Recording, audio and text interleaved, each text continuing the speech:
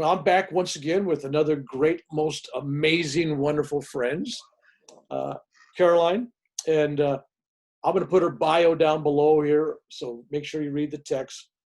But what you need to know about her is this: she's out there. She's one of the good guys in the world that's adding positive energy, love.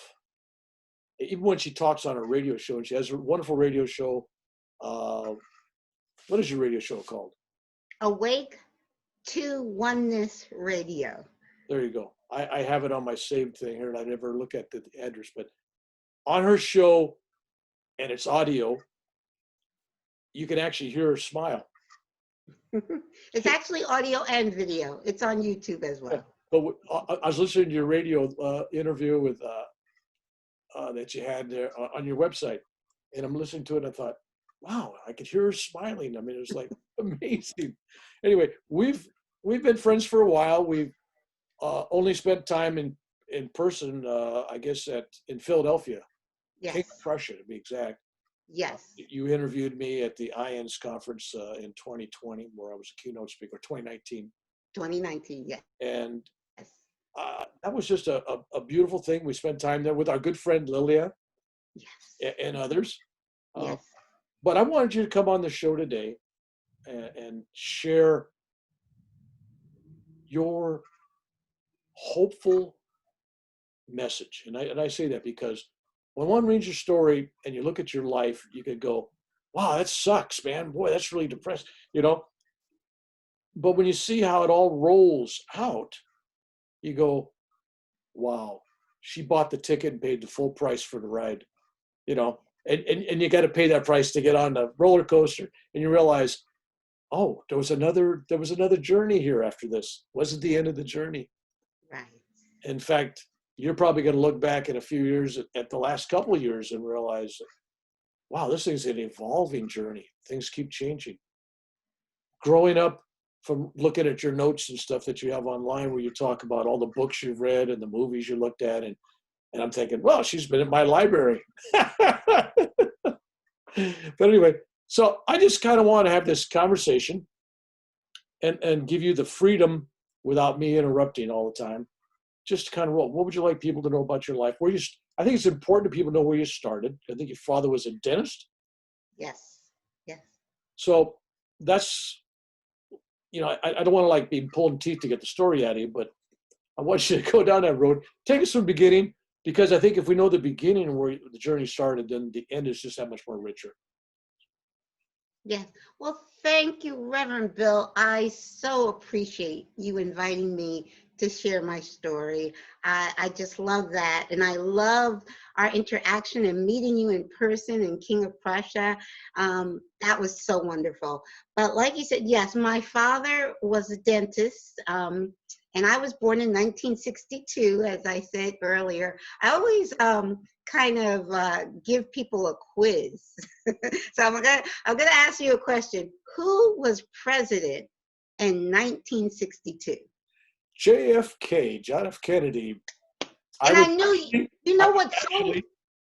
I was actually the president of the Santa Clara Valley Young Democratic Club. Okay. There you go. So I was in the know. Yes. Well, so many people get that question wrong. So many people don't know. But when I was born in January of 1962, my father said, if it's good enough for the president's daughter, it's good enough for mine. That's how I got my name, Caroline.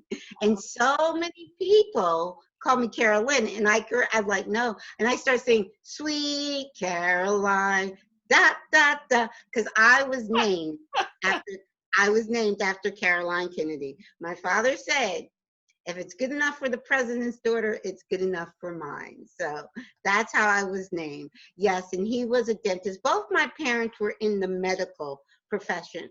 My mom was the supervisor of a hospital laboratory. This is downtown Newark. I was born I was born in Newark, but not raised in Newark because my parents sent me away to school. But both parents were in the medical profession. My dad was a dentist and my mom was a supervisor of a hospital lab. They sent me to Catholic school.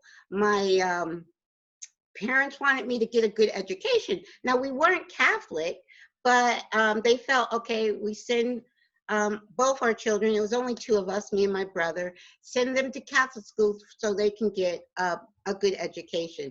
So in Catholic school, so from kindergarten, I was 6 years in Catholic school. In Catholic school, you have religion class every day. Now, in religion class, and I'm saying starting from 5 years old, I was like, my head was like, okay, another thing I could tell you about my father. My father was very strict, and he said children are to be seen and not heard. So when my father was around, we were just, we were zip-lipped, we didn't have conversation at the dinner table. It wasn't like we couldn't ask questions or anything. So I was taught, I'm a child, I'm not supposed to speak. I'm supposed to just listen. So I'm listening to what's being taught in Catholic school, in religion class every day. And my soul inside is saying, no, no, no, no. But I couldn't say it. I couldn't ask any questions. But inside I knew, no, it's not resonating with me. And of course, I didn't know the word resonating at 5 years old, but it just wasn't. I was from birth very unconnected to my inner spirit. I call my higher self. My higher self guided me. And so I actually was kind of, quote unquote, the black sheep of the family, because I didn't go right in line with, quote unquote, religion and society. And my parents were saying, okay, my parents wanted me to go into medicine. I had no interest in medicine. It was just, I wasn't, and my father would say, why aren't you more like your brother? And I would think to myself, well, I couldn't say it, but I would think it, I'm not him. If I had said it, I would, it wouldn't be pretty. Back then there was corporal punishment in school and at home. They believed in the Bible verse, do not spare the rod. Now, I was a good kid. I never really got in trouble, but I knew to keep my mouth shut and my thoughts to myself. So I said to myself, when I get older, I'm going to do my own research.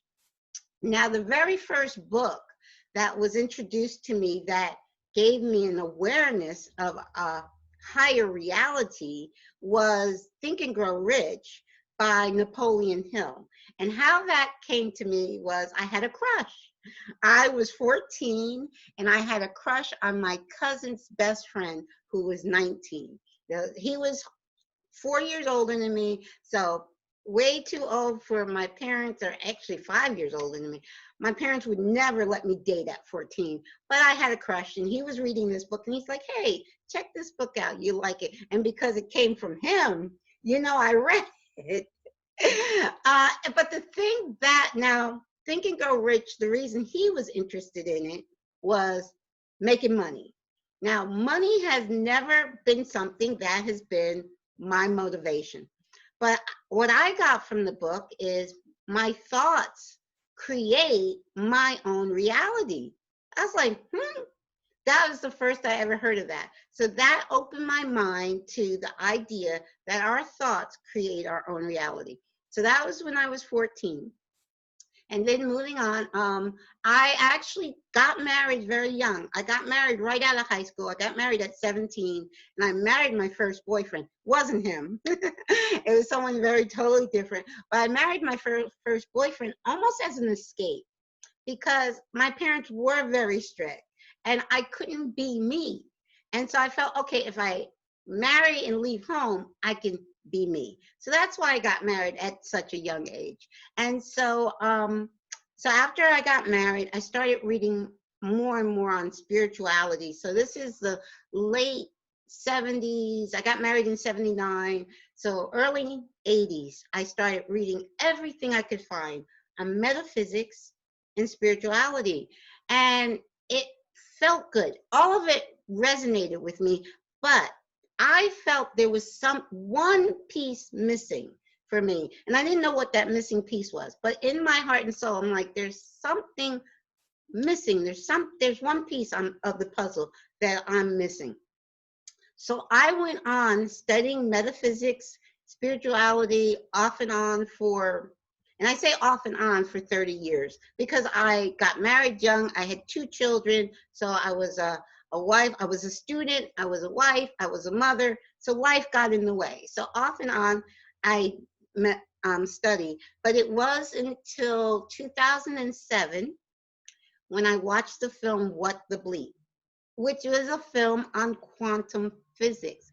I had really never heard of quantum physics, but this film was fascinating. But it was just one sentence in that film that gave me my awakening. And that one sentence was Lynn McTaggart. She's not a scientist, she's a journalist.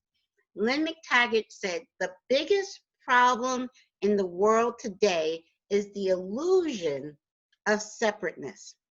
That one sentence woke up. Something woke up inside of me. It was like, yes, I got it. And I didn't get it from an intellectual level.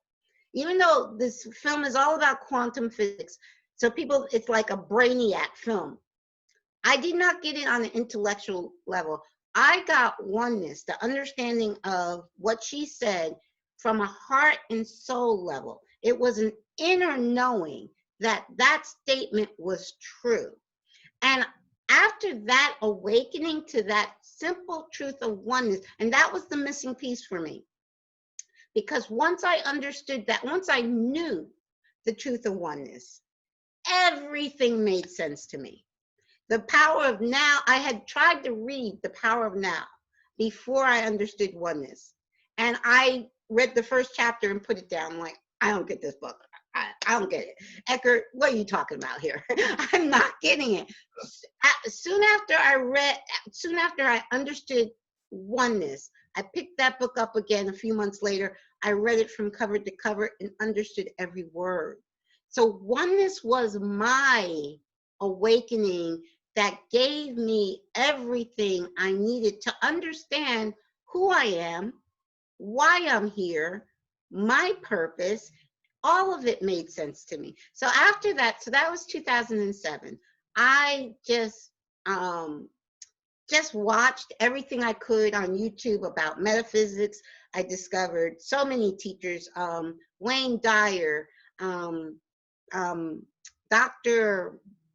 Bruce Lipton, Brett Graydon, all these different philosophers and scientists, and that were combining spirituality and science. Because in truth, and many people don't understand that, science, today's science, quantum physics and spirituality are saying the same thing.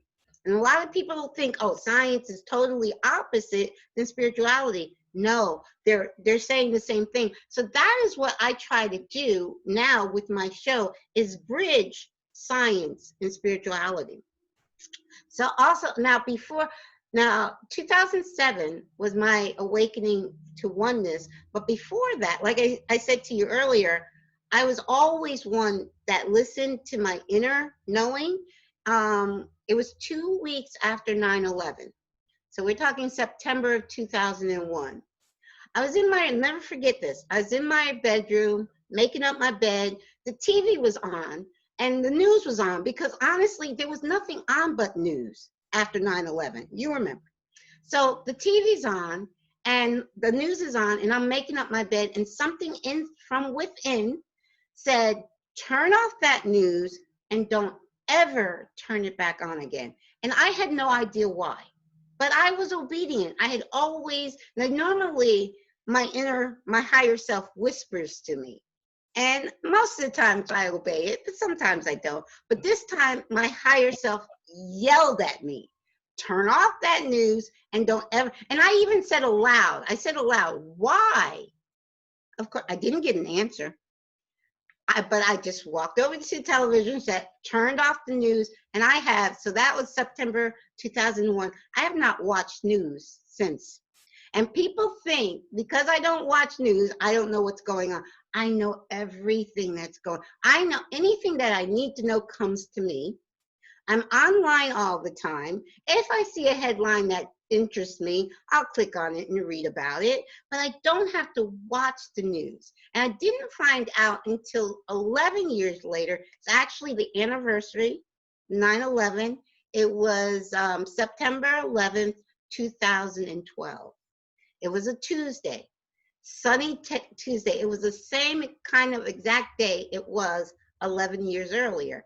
Something told me, go online, go on YouTube, and Google 9/11, or YouTube 9/11. And I was watching documentaries. One documentary was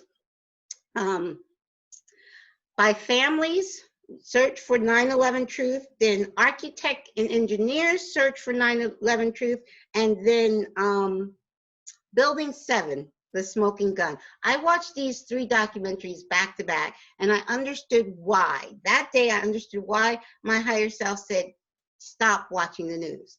The news gives you a narrative that is dictated.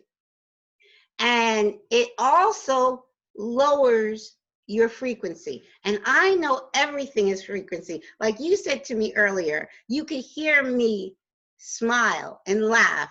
Even when you're listening to my podcast, you can hear it. And people tell me all the time, your laughter, your energy is infectious.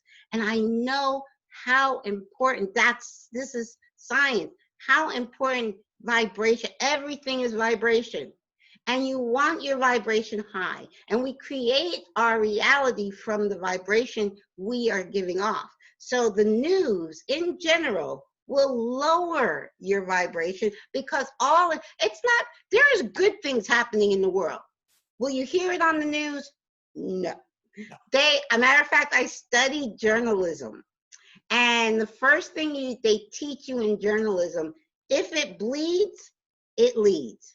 So the bloodier, this is true, the bloodier the story is, that's what's gonna lead. It's intentional. It's an intentional lowering your vibration and putting the masses in a state of fear. And all of that is very intentional. And it was 11 years later where I found out the answer to why my higher self said, turn off that news.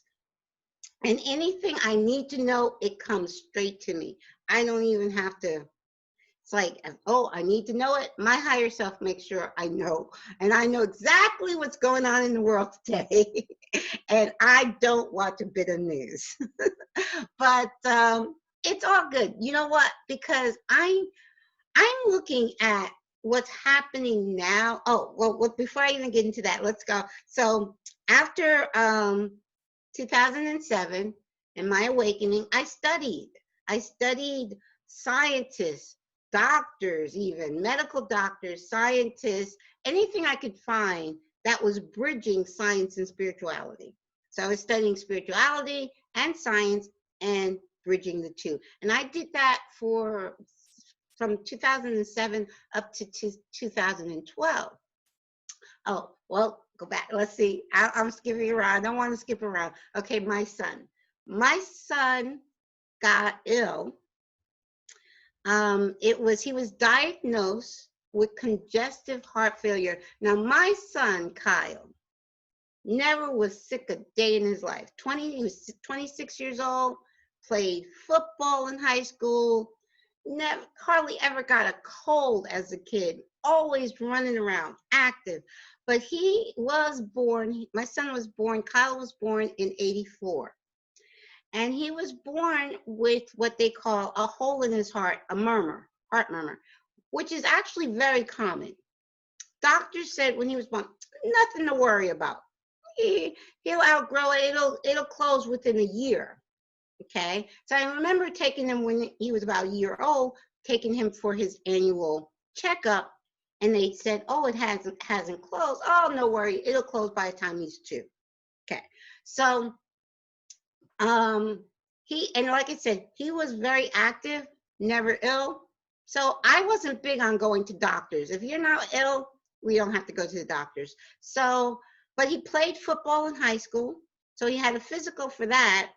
Um, and by the time, so when he was 26 years old, so this is February of 2003. I mean, I'm sorry, February of 2011. Doctors diagnosed him with congestive heart failure. His heart was so weak that he needed a new heart at 26 years old. And they had no idea. They said, we have no idea how this happened. I did, as a mom. I'm thinking that hole never actually closed completely. And even if he had a cold, if there was a tiny pin drop of, a tiny microscopic hole in his heart could have gotten infected. And so somehow his heart got infected and weakened his heart by the time he was 26 years old. So he was diagnosed in February of 2011. And later that year, on his birthday, actually, the night before his birthday, he had to be rushed to the hospital because he was having trouble breathing. And that his birthday sometimes falls on Thanksgiving Day. So that year, his birthday is November 24th. That year, his birthday fell on Thanksgiving Day. So I was planning a heart-healthy Thanksgiving dinner because of his heart condition. I had this whole menu of heart-healthy food for Thanksgiving. So I was planning that, and he had to go to be taken to the hospital the night before Thanksgiving. So I remember talking to him that morning. And I said to him, do you still want me to make your, because now this is his birthday and Thanksgiving, all on the same day. So, and he's in the hospital. So I said, do you want me to still cook and bring you, because he was doing okay. And I was talking to him. And he said, yeah, Ma, please cook, cook and bring me my birthday Thanksgiving dinner. I don't want to eat this hospital food. So I'm in the kitchen cooking. And it's around 1 o'clock that day. I get a call from the hospital. And they said, can you please come find someone to drive you? They had put Kyle on life support. Wow. And they needed me to rush to the hospital. I couldn't find anyone to drive me. Of course, I stopped cooking and just rushed and ran. I drove myself to the hospital. This is at Pocono Medical where I live. I live in the Poconos. So he's on life support. It's the first time I ever had seen him on life support. And it's his birthday. And so I just stayed in the hospital the whole night. And then the next day they said, okay, he's doing a little bit better. And I had been there for over 24 hours. So I said, okay, well, I'm just going to go home and take a shower and come right back. And I don't know why seems like whenever I leave the hospital, something happens. But as soon as I get home to take a shower, I hear the phone ring. I'm in the shower. The phone rings. I have the phone right by the shower.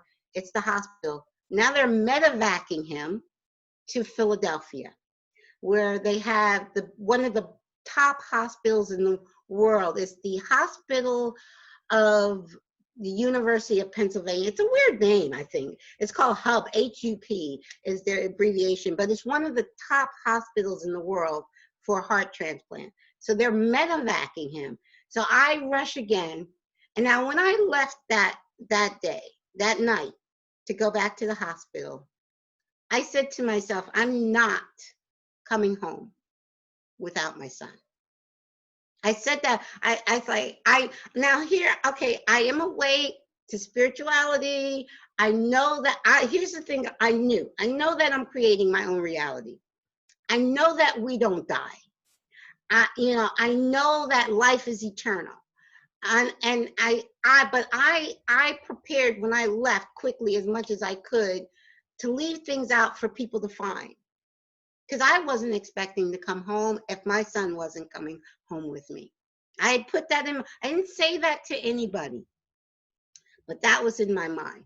So I get to the hospital, the helicopter's on the roof. And so he's still in the ICU room. And so they're preparing him to medevac him. So they're, you know, and so they're doing all the stuff they have to do to prepare him, to put him on the helicopter. And they say I can't ride with him in the helicopter. Now I'm in the Poconos, and Philadelphia is 2 hours away. And they're saying you can't drive yourself and you can't ride in the helicopter. So my dear friend had her husband come to the hospital to drive me. And I'll never forget driving to the hospital, the 2 hour drive. He's trying to, you know, say things to keep, oh, he's gonna be fine, you know, trying to say, and I'm thinking to myself, I appreciate, you know, him driving me, and I love that he's trying to encourage me. And all I'm thinking to myself, I'm not coming home without my son. This is what I'm thinking. I'm not saying this to anybody, but I'm thinking, I am not coming home without my son. So when I get to the hospital in Philadelphia, I do get good news. First of all, Pocono Medical is not the best hospital in the world, I can tell you that. But this hospital that he was being medevaced to is a very good hospital. And as soon as I get there, now my brother who lived closer, he was there with his wife. They got there before I did. And the doctors say, oh no, he's gonna be fine. He's gonna be fine. You know, so I'm like, okay, you know, I can breathe now. He's gonna be fine. Okay. So he's still on life support. So now a week after, the doctors there have told me he's gonna be fine. A week later goes by. Now this is December 7th, 2011. They pull me. Now I'm in the room, in the ICU room. I don't leave. There's I make a bed in the room. I'm living in the room with him. And I'm pretty much doing as much as, if not more than the nurses. You know, I'm like, okay, what do I need to do? Show me, teach me. You know, I'm taking care of my son. Okay, so after 7 days, they pull me in. They ask me to come into another room. Now they do this because they know the patient, even though they know the patient can hear what they're about to say. So they take me into a waiting room, and they say to me, we don't think he's gonna make it. You know, we want to take him off life support. I said, no. I said, no, no, no, I'm not giving permission to have you take my son off life support. And I'm again not saying it, so knowing what I'm gonna do. I'm like, I'm checking out. This is where I get off this ride. I get off this train. Okay, I'll come back. I'll try it again another time. But I'm not. I went up to after they said this to me. I can't remember if I went back into his IC room. I think I may have for a few minutes. But then I went upstairs too, because I knew that hospital. I had been living there for a week. So I went up to a couple of floors higher. There was this very tiny waiting room that nobody was ever in. So I go up there sometimes to meditate. So I went up to my meditation spot. I wrote a suicide note. I said, my son is not gonna, I'm not going to bury my son. My son is gonna bury me. So I wrote that note. The only thing I could get my hands on was over-the-counter sleeping pills because I didn't have a prescription. So I had a bottle of water, kind of like my bottle of water here, and those sleeping pills. And I took as much as I could. I know I didn't, because I was trying to put the whole thing in my mouth at once and almost choking on the pills. So I know a few of them dropped out. So, but all I did is take those. I wrote the suicide note, took a bottle of sleeping pills, laid down on the sofa, and I expected not to wake up here. Now, the first thing I remember is waking up. There was a doctor in the ER shaking me and holding one of the pills in front of me. Now, I'll tell you, every time I think of this, I laugh. He's shaking me. He's like, how many of these did you take? How many of these?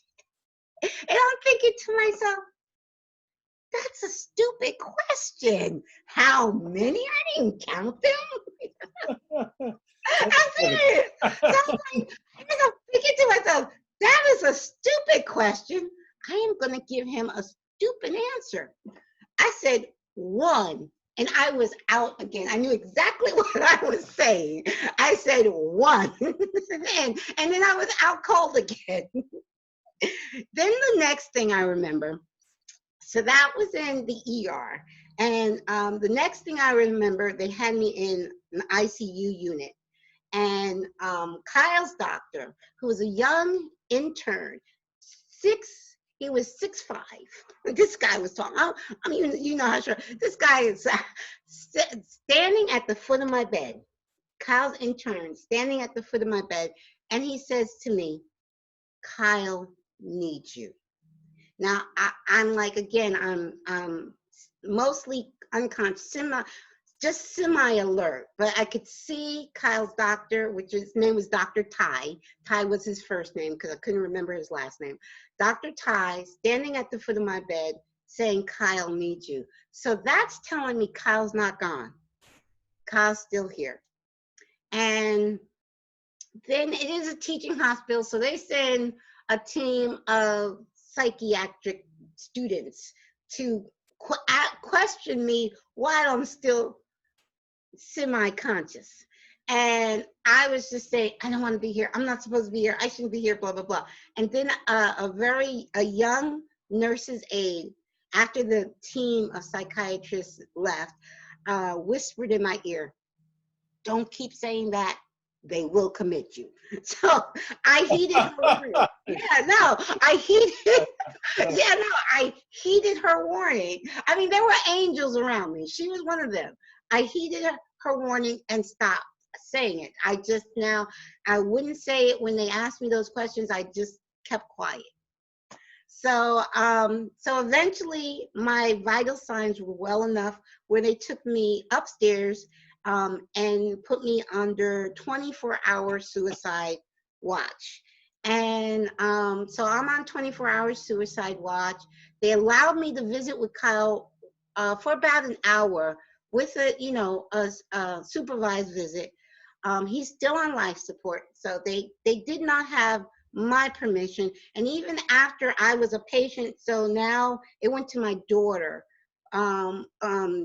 The what do you call it? The the people that have the right to pull the plug, and my daughter would never do that. And then my brother was also there, and my brother would never let my daughter do it. My daughter is grown, she's not a child. So anyway, so he's still on life support. I visit with him an hour every day. And so again, I remember the dates. So here it is now, a week later. It's December 14th. That's the last time I did a supervised visit with Kyle. I went down to his room. I whispered in his ear, Kyle, please get better so we can both go home. That night, Kyle pulled himself off life support. He pulled out the ventilator first, and then he pulled out the feeding tube. And now he's sedated, semi-sedated, because you can't be on a ventilator and not be sedated. Even in his sedated state, he found the strength to pull himself off life support, and his vital signs were perfect. That same doctor, Dr. Ty, said to me, it was like he was never even sick. Those were his exact words. Now, what Kyle had at that time was pneumonia. And because his heart was so weak, they didn't think he was going to survive the pneumonia. But he ended up, that night, I said, Kyle, get better so we could go. He heard me. And he took him, it was a true medical miracle. And a week later, he and I both came home. And so from that miracle, I promised God, I said, God, I don't know what's going to happen tomorrow. I don't. But I will never stop thanking you for this miracle. And so I had Kyle with me in the physical for 2.5 more years. He didn't go back to the hospital and ended up back at the same hospital in April of 2014. And he was there for 3 months, the last 3 months of his life. This time it was his heart. It wasn't pneumonia. And they needed to do some kind of, they did some kind of what they call bridge surgery to get him to transplant, where they put a pump inside of his heart. And the surgery went textbook. The surgery went well. It was a week after the surgery, there were complications. But when Kyle actually transitioned, which was on July 1st of 2014, I was at complete peace. I knew, this is what I knew. I knew it was a soul plan that he and I had for him to go before me. I knew it was meant for me to stay here. I had work to do. And it was his no soul. We're all divine beings of light. No soul leaves here before their time, no matter the age. So I knew it was a soul plan we had. I knew it was his time. His soul said it's time. And I knew that there's always 3 points, and I always forget the third one. But did you have any? But you kind of felt you had a purpose for being there and having all this expire, right? Right. And so I was, when he actually transitioned, I was at complete peace. I had been reading 2 books the last month of his life. I was reading Your Soul's Plan and Your Soul's Gift by Robert Schwartz. And so 6 months after Kyle's transition, Spirit woke me up in the middle of the night and said, just do it. The just do it was to launch an internet radio show. I'd never even heard of the word podcast. To launch an internet radio show and to start a foundation in Kyle's memory. It is the Kyle Foundation. So I got up, that was January 7th. I remember date, January 7th, 2015. I got up at 1:30 in the morning. I got on the computer. I Googled, how do you start an internet radio show? And how do you start a nonprofit organization? The nonprofit is the Kyle Foundation. Now, Kyle is an acronym. I spell it in capital letters, K-Y-L-E. Keep your light expanding. Yes.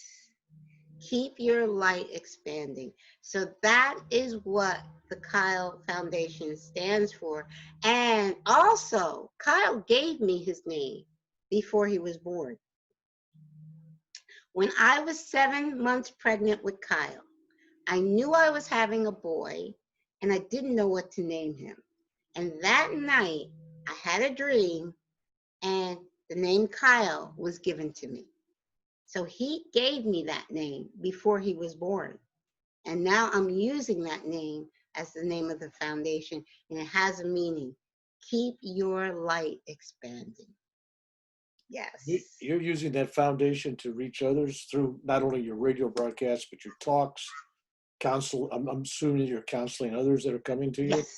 Yes, I'm mentoring. I'm doing more and more mentoring. I'm doing more and more live talks. Now that we had the pandemic, there were 2 live talks I was scheduled to do at Unity Church in Lehigh Valley. And because of the shutdown, we're not doing, I'm still going to do it, but probably online at a later date. But I've been doing talks at Unity Church. I don't like to say churches because they're not a church anymore. They're a movement.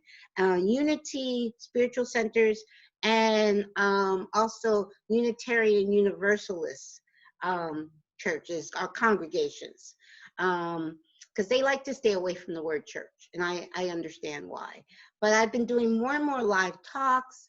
My talk is all about the science of oneness. Because even people that are not spiritual, it's like, okay, you're not spiritual, but let's talk about science. You know what I talk a lot about? It's what I learned in 7th grade in science class. Nothing is truly solid. When we were studying atoms, I'll never forget, and that was another awakening moment. I'll never forget when my teacher said that, those exact words. nothing is truly solid. I'm like, what do you mean? This desk isn't solid? This computer is, nothing is truly solid. Our human perception is so limited. I think it's something like 0.035% is what the human body can perceive with our limited five senses. So if we, and then they've discovered dark matter and dark energy, which is 96% of the universe.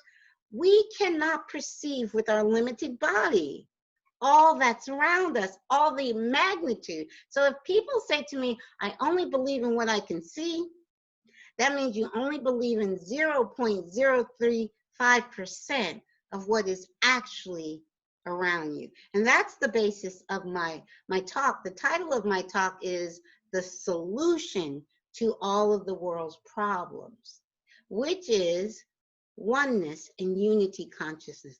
All of our problems stem from the fact that we think we're separate.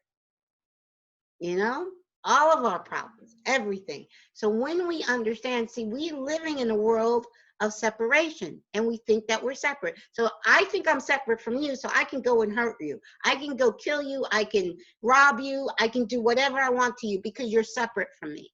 But if I know that you are one, no, not just think, know that you are one with me and one with all that is, I can't do anything but love you, no matter what you believe.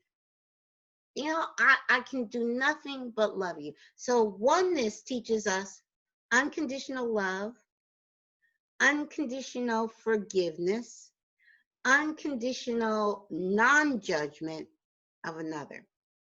Now, here's something, Reverend Bill, that I found, that many people confuse oneness with sameness. Sameness is the opposite. Oneness is saying, I love you no matter what your religion, no matter what you believe, no matter what you have done. I still love you and I forgive you. And it's unconditional love. It's unconditional forgiveness. It's unconditional non-judgment. It's one unity within diversity. And we're all uniquely diverse. That's the way it's supposed to be. We're not supposed to be the same. We're all divine aspects of all that is, God, source, the universe, whatever name you want to give it. We're all holographic aspects, meaning, and the best way to describe holographic is Rumi's quote, you're not a drop in the ocean. You are the entire ocean in a drop.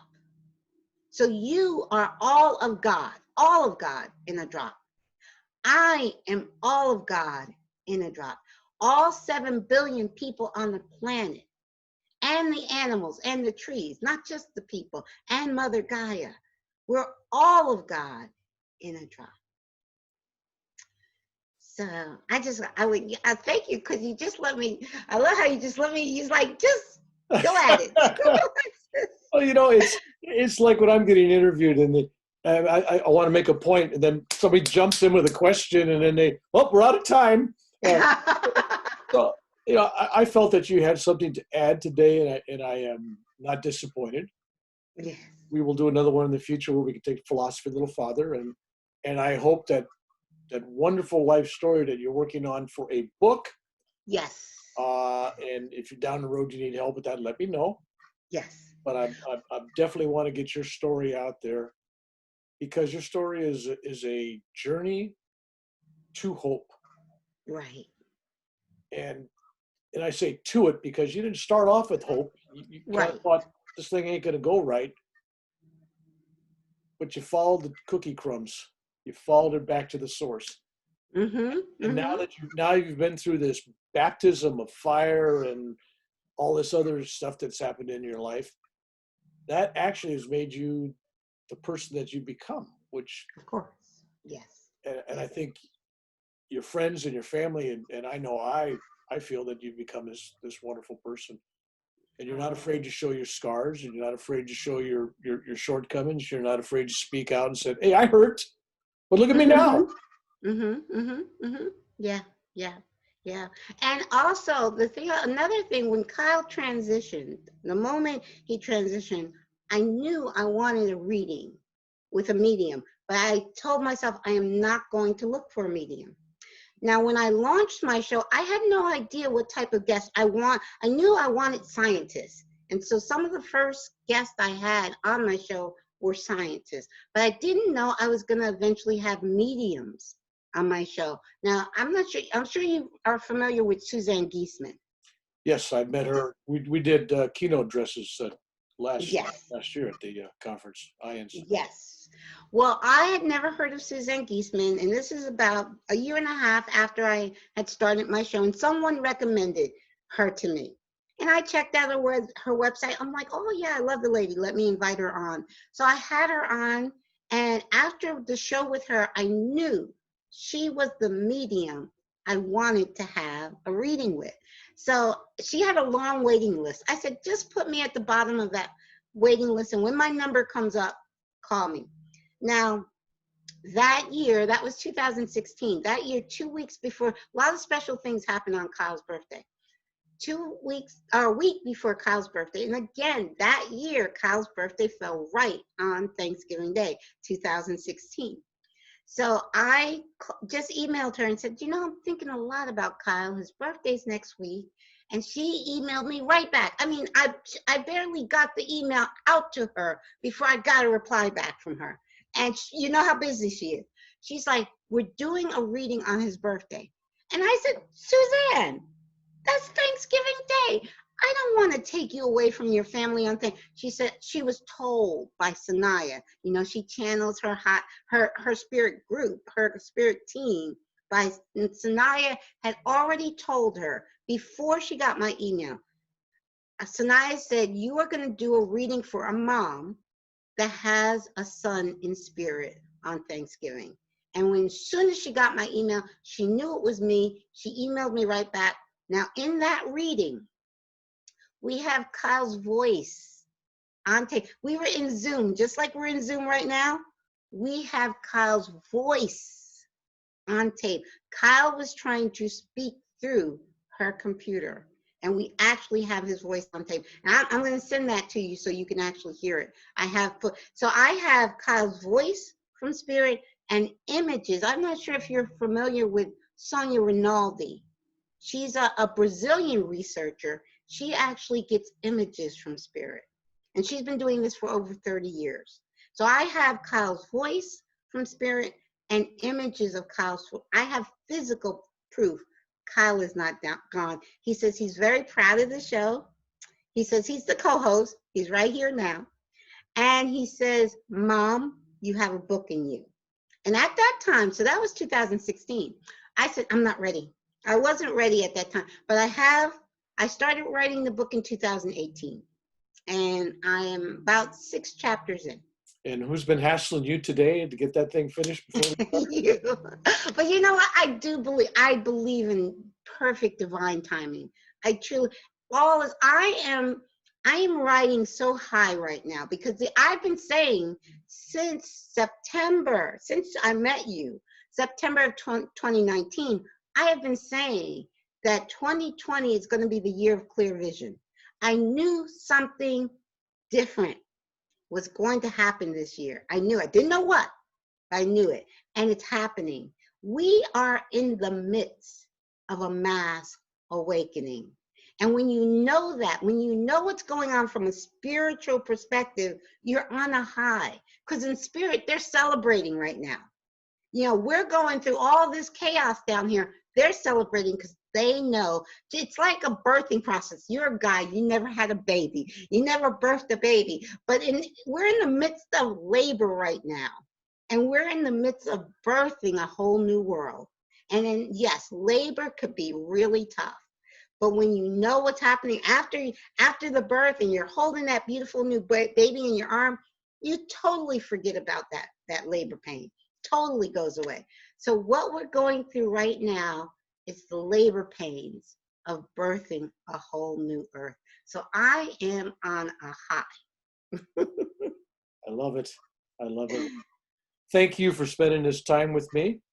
Thank you so And much. we will get back and talk privately Yes. because I can help direct you for your memoir.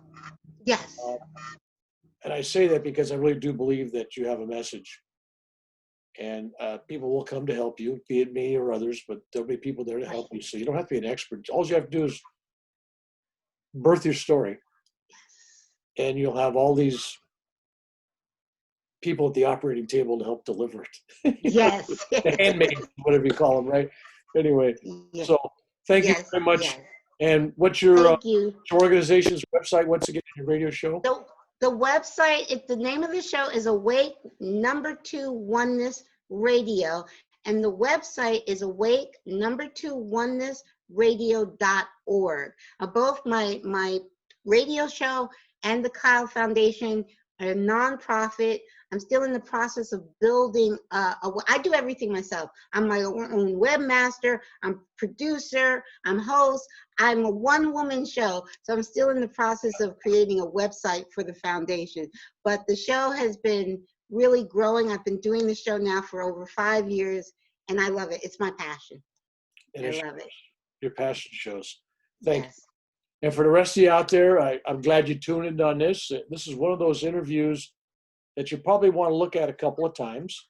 And she mentioned some books and she mentioned some people. You might want to dig into the internet on those. You might find it a great value. So until next interview with one of my most wonderful friends, Caroline, bless you and thank you. Thank you so much, Reverend Bill, for having me. I love you so much. And yes, we're going to keep in touch. You know that. All right. Bye-bye. God bless.